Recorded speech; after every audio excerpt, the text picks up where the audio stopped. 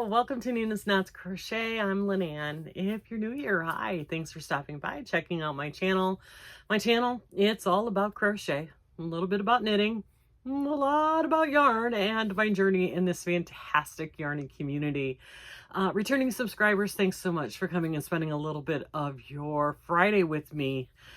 Speaking of this yarny community, I'm sure you're all aware of the wonderfulness that has happened. This community has just rallied around one of its own. I'm not going to go into any details because I really don't know. I don't know Kayla personally. I just watch her channel and inspired and awed by her every day. The courage that woman has to get on YouTube every single day and put out amazing content. And the way that this community has just jumped in to lift her up is just, it's amazing and heartwarming. And one of the very reasons I just wanted to be a part of this amazing community. And Jennifer at Cinnamon Stitches, just jumping in and taking hold, and it makes you proud to be a part of this community. So I just wanted to say that. Like I said, I'm not personally involved in it, but I just wanted to. And if you don't know Kayla or Jennifer, which is rare that people don't know who Jennifer is, I'll list their channels below, but go check out their channels, especially Mama Llama Kayla. Holy Moses, that woman she is an inspiration to us all. So I'll leave it at that. Today is very yarn forward. We're just going to talk about yarn today. I have Happy Mail yarn. Two Happy Mail yarns, and then I spent the 4th of July dyeing yarn using Kool-Aid. It was so much fun. Oh, and before I get, what am I wearing? I am wearing my Cabot Trail cardigan that I turned into a pullover made out of Peyton's cotton linen. I love this sweater. On a day like today, it's freaking perfect. It's about 112 degrees outside with the humidity. So it's probably 30 degrees below zero in my house because my husband likes it cold. And this is just the perfect throw on because I need something so that I'm not freezing in the air conditioning. It's absolutely perfect. So anyway, yarn. So 4th of July, my husband's still recovering from his surgery, and so we didn't make any plans. We just were going to hang out. And it was, again, the Florida sun is trying to kill us. It's 113 is the air quality, or the air temperature feels like this afternoon. We've been under heat advisories for the last 4 days. So I thought, I had seen somewhere, and it was either on Pinterest or Instagram. I can't remember. I'm thinking it was Instagram. And now I can't find that account again to link it or anything. But they had taken, those big jars that people make sweet tea out of, that they put out on their porch and let the sun brew the tea. Sun tea, that's what it's called. She had done that with yarn and Kool-Aid. And I thought, I could do that. The Florida sun is certainly hot enough. So I don't have any of the big tea jars. I just had little jars. So I did minis, and it was fun. The first color I did was cherry. And look at this, how pretty this is. And this is dark cherry red. And I left this out in the sun for probably close to an hour. And then I noticed it was just starting to clear up. So I grabbed another one and stuck it in halfway. So now I've got this, and then it's still got some color in it, so I stuck it the rest of the way in to make the pink, and it still had some color in it, so I dropped this in to make some more pink, and then it still had a little bit more, so I dropped this in, just this very little bit, to get this pink. So that's how I got those. And then I took this one out, rinsed out the jar, got out I think it was orange pineapple was the name of the color, dropped that in, and then did this. So it's just the middle part stuck in. And then I did that and this one in the orange pineapple. So now it's almost completely gone, and I rinsed it out again. And then there was a colorway called orange pineapple, I think.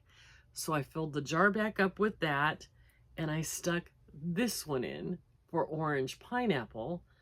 And then when it was almost gone, I stuck the tip of this one back in. So now I've got orange pineapple, and a mixture of what was left of the cherry, the orange, and the orange pineapple. So that was that grouping. And then while those were doing their thing out on the porch, I decided that it wasn't going fast enough for me, so I started some on the stove. And then I did lemonade. And look how bright this came out with Kool-Aid lemonade. Look at this, how bright and sunny and beautiful that is. And so I let that go for a while. And then I got out, I believe,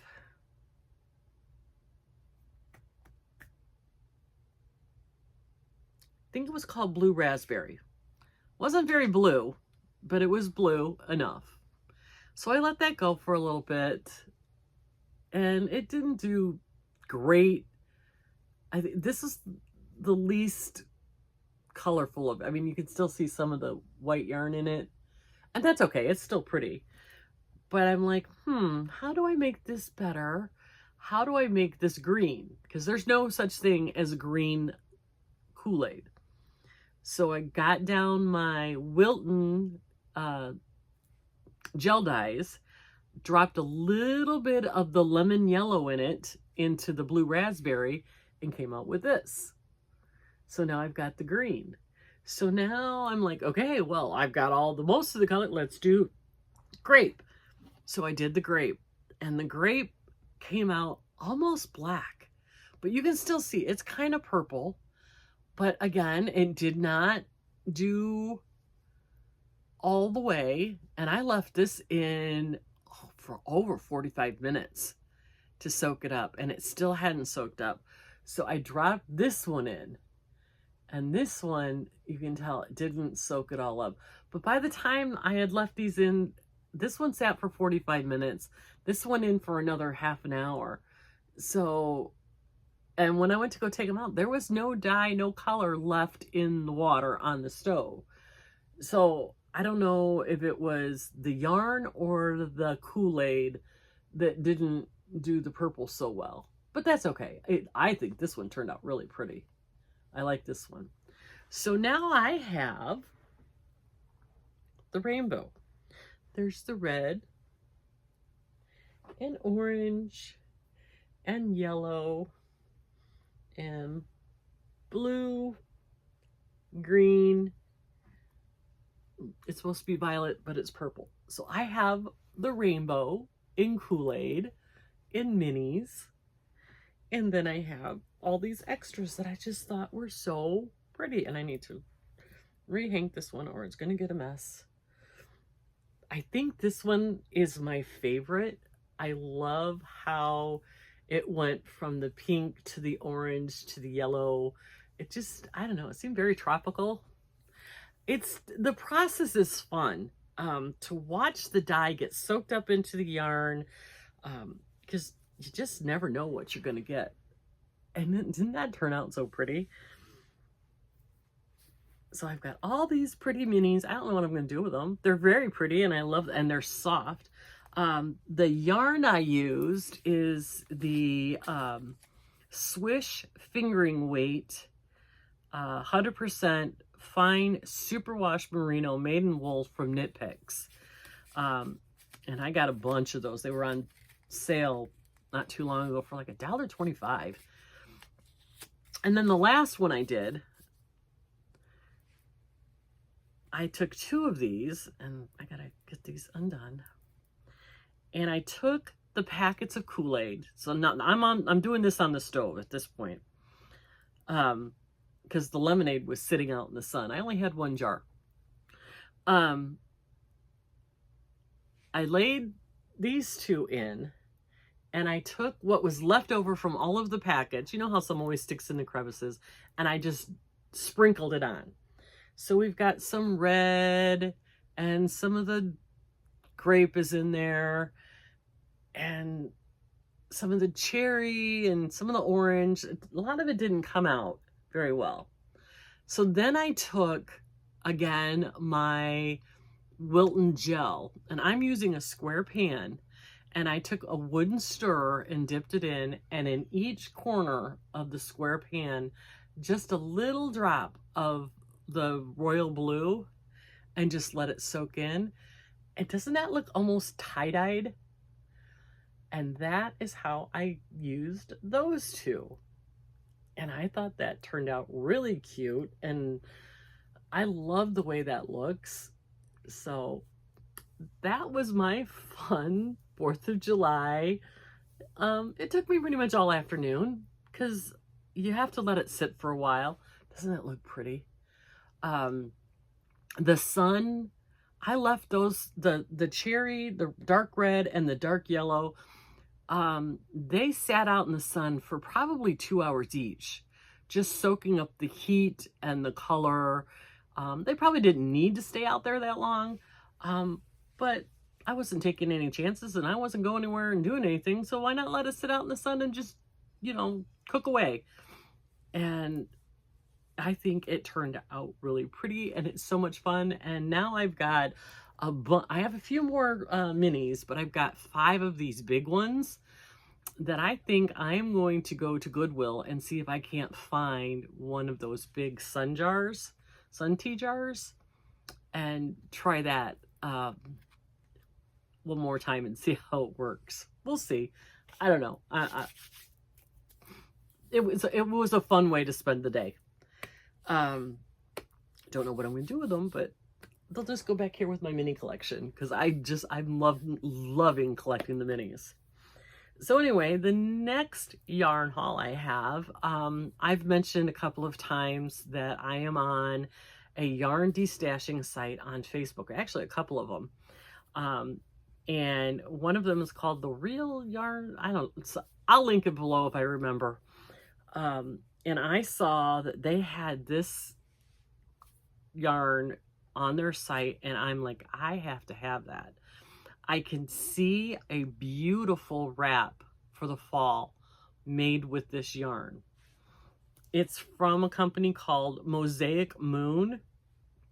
It's fine hand painted and hand dyed yarns. www.mosaicmoon.com. What got me on this one is that this is 60% superwash merino, 30% bamboo, and 10% nylon. MBM sock is what it's called. 380 yards of a fingering weight. This has a date stamp on it from December of 2002. And the colorway is Lynanne. And look at that. With the gray and the cream and the browns. I love this. This just says squishy, warm fall something. And then same MBM sock, 380 yards. This one has a date of December 16th of 2012. Called Lynanne, but it's this beautiful, whatever this gray is in here, this beautiful steely blue gray, so gorgeous. And then to add a pop of color, now I don't know how these got put together, but they did. This one is dated March of 2013, and it's called Carrigando Rust Orange SS, and it's the same MBM sock. But look at that. Aren't those beautiful together? I absolutely love this combination. The variegated with the blue and then this pop of orange is absolutely gorgeous. I'm going to have to look up this Mosaic Moon because this yarn is really soft, smells good. I love this color. This rusty orange is just so pretty. I can just see a beautiful oversized scarf made out of this, and it's so definitely scarfable. Definitely. It's just it's so soft. It's got to be the bamboo that makes this extra soft, because this, it doesn't feel woolly. It's so gorgeous. So that was another purchase that I made. And then the last of my yarn is a subscriber, Teresa. Hi, Teresa. She sent me an email. She's like, are you interested in some of this yarn? And she showed me one skein of Yarn Bee Dazzle. And I'm like, yeah, sure, or whatever. If you want to get rid of it, I'll be glad to take some yarn off your hand.